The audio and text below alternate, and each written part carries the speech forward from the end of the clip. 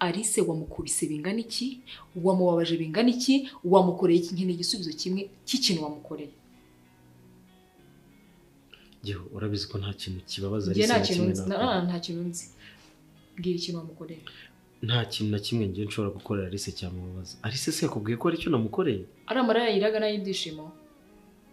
Donc yaranezerewe.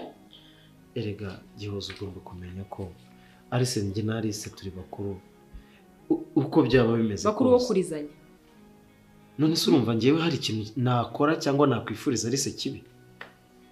Nyine icyo wamukoreye ni ikiza. Nta kintu namukoreye. Nyine yarizwaga n'iki? Nukumubaza ko simbizi. Cedric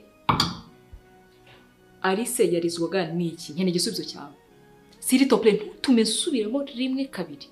Nkubajije rimwe mbwa rusubiza igisubizo nigendere. Uri gutuma wayini yanjye biya. Ngewe ikintu nshaka kukubwira nuko nta kintu na kimwe nshobora gukora cyababaza Alice. Ndamukunda, mukuru wawe ndamukunda kandi namwemereye ko nzamuba hafi. Urumva nta kintu na kimwe rero cyamuhungabanya nshobora kuba nakora. Gihozo ugomba kubyumva rega bino bintu. Utamenera wayini none wose biri nkagutwikira muri iryo kamihanga.